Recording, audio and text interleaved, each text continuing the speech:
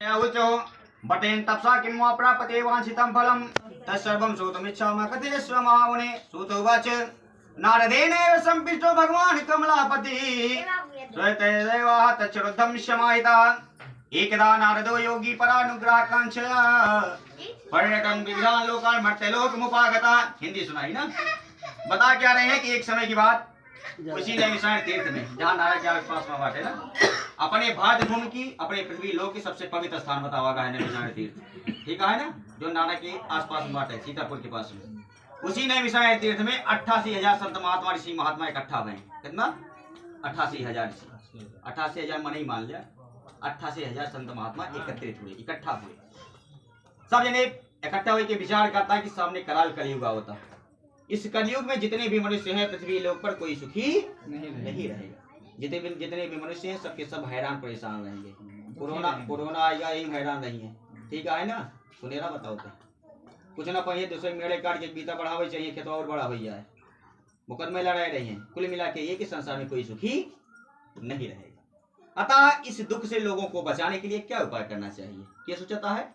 88,000 संत महात्मा सोचता है कि पृथ्वी के मनुष्यों को बचाने के लिए क्या उपाय करना चाहिए हम लोगों को। इतने में श्री सूत जी महाराज अपने शिष्य मंडली का लेके आए कि वहीं पहुंच गए।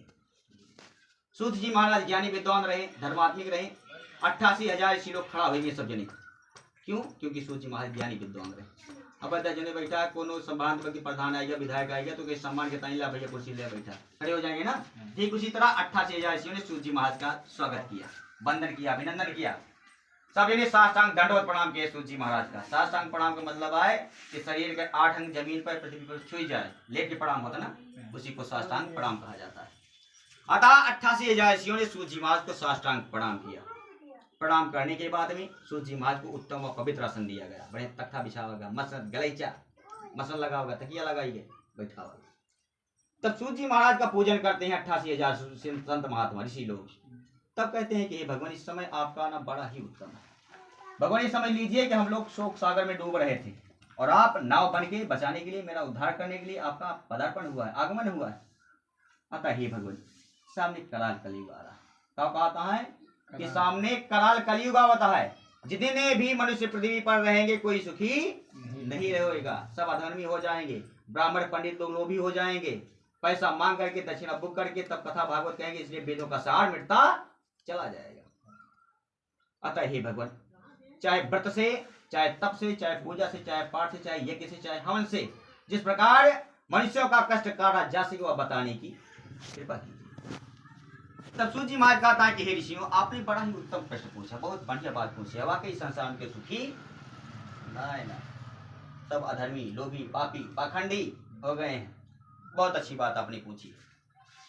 अतः हे ऋषियों, जैसे तू सब जने 88,000 संत महात्मा इकट्ठा हुए हमसे ये प्रश्न पूछा था कि पृथ्वी के मनुष्य के कष्ट काटने का उपाय बतावा, ऐसे एक बार नारद जी भगवान विष्णु से पूछे रहे हैं कि भगवान, पृथ्वी के मनुष्यों का कष्ट काटने के लिए कोई उपाय बताइए। क्या पूछे रहा? नारद जी भगवान विष्णु से पूछे रहे। तो भगवान विष्णु जब नारद जी का प्रश्न के उत्तर दिए चले, तो सबसे पहले भगवान विष्णु अपने इष्ट का ध्यान किए। कथा समझे बहुत सुने होगा। ऐसा माना जाता है कि शंकर भगवान राम को मानते हैं, राम शंकर को मानते हैं। भगवान कहते हैं जो मेरी पूजा करते हैं, शंकर की पूजा नहीं करते, वो पूजा अमान्य होती, मानी नहीं जाती। ठीक है ना। सेम वही बात शंकर भगवान कहते हैं जो मेरी पूजा करते हैं, राम की पूजा नहीं करते, वो पूजा मानी नहीं जाती। इसलिए देवी देवताओं के भी एक इष्ट होते हैं। भगवान विष्णु सबसे पहले ध्यान किए अपने इष्ट में, तब जो नारद जी पूछे उसका बताएं। ठीक है ना। तो ठीक उसी तरह सूत जी महाराज 88,000 ऋषियों से बता रहे हैं कि हे ऋषियों, सबसे पहले अपने सब पूजा पाठ के लिए जाए। जो भी आप पूछेंगे उसको मैं बताऊंगा। पहले पूजा पाठ संध्या वंदन होइए तब पूछो, जो पूछो। ठीक है ना। किसी भी कार्य करने के लिए पहले पूजा पाठ होता है। ठीक है ना। तो सूत जी महाराज कहता है पहले पैसा पूजा पाठ के लिए जाए, तो जो तो ऐसा पूछवा होगा हम बताएं। तब 88,000 ऋषियों ने संध्या कर्म किया, पूजन पाठन किया। सूत जी महाराज पूजा पाठ किए। तब 88,000 ऋषि लोग संत महात्मा मिलके सूत जी महाराज के सामने लाइन लगाए, कतार लगाई के बैठ गए। तब सूत जी महाराज बता रहे हैं कि हे ऋषियों, आप एकाग्र चित्त होकर मेरी बात सुनो। यदि तुम्हारा ध्यान इधर उधर भटकता रहेगा तो ना मेरे उपदेश से लाभ उठा सकोगे और ना अन्य ही कार्य बना सकोगे। जैसे यहाँ बैठा अब सोचता आ जाए कि चौराव चाउमीनो खाया ना, तो ना तो यहाँ बैठ के तो चाउमीन खाया जा सकता है, नहीं है कथन तो हर मन लागता है तो न वही वारी पौगा नहीं वारी पौगा को फायदा ना है। इसलिए सूत जी महाराज कहें कि हे ऋषियों एकाग्र चित्त होकर मेरी बात सुनो। यदि तुम्हारा ध्यान इधर उधर भटकता रहेगा तो न मेरे उपदेश से लाभ उठा सकोगे और न अन्य ही कार्य बना सकोगे।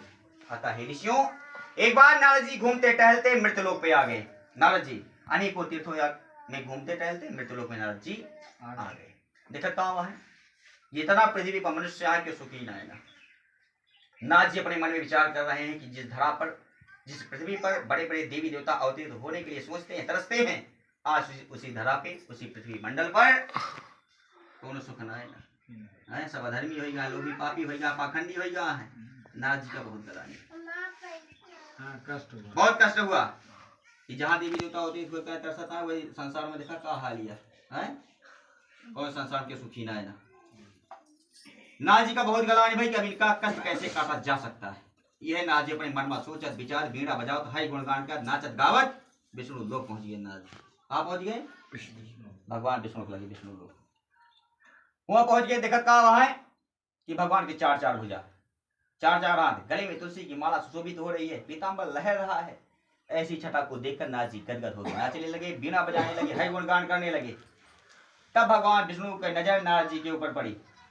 पूछता है कि हे नारद जी आपका आगमन बैकुंठ धाम में किस लिए हुआ क्या करने आए क्या तो कोनो मामला फंसा हुआ है कोनो लड़ाई लगा हुआ है। ऐसे तो मैंने कहा कि नारद जी हैं लड़ाई दे हुई लकड़ी लगाए दे हुई है। लेकिन लिखा है जिसकी कही हुई बात कभी रद्द ना हो वो नारद होता है। जिसकी कही हुई बात कभी रद्द ना हो वो नारद होता है। जहाँ लकड़ी लगा दे फेल ना है भाई देवर्षि कहे जाते थे देवताओं के ऋषि थे संत। अतः हे नारद जी आपका आगमन बैकुंठ धाम में किस लिए हुआ है क्या करने आए। तब नारद जी बताता है कि हे भगवान मैं समय पृथ्वी लोक से आ रहा हूँ मृत्यु लोक से आ रहा हूँ। वहां जितने भी मनुष्य हैं कोई सुखी नहीं है। दीन दयाल विरुद्ध संभारी हर नाथ हम संकट भारी। हमें बहुत कष्ट है प्रभु हमारे संकटों को हरिए और उनके कष्ट काटे कहीं कोनो।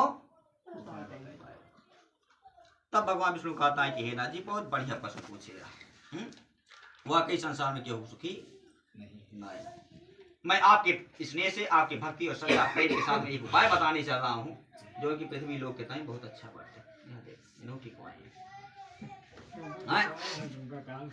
बताओ था कि एक छोटा सा उपाय है कलयुग के लिए एक ऐसा उत्तम व्रत है उपाय है जो कि महान पुण्य प्रदान करने वाला है। कलयुग के टाइम बताओ था और वह व्रत स्वर्ग और पृथ्वी में दुर्लभ व्रत है। कौन सा व्रत है भगवान श्री सत्यनारायण स्वामी का व्रत एवं पूजन।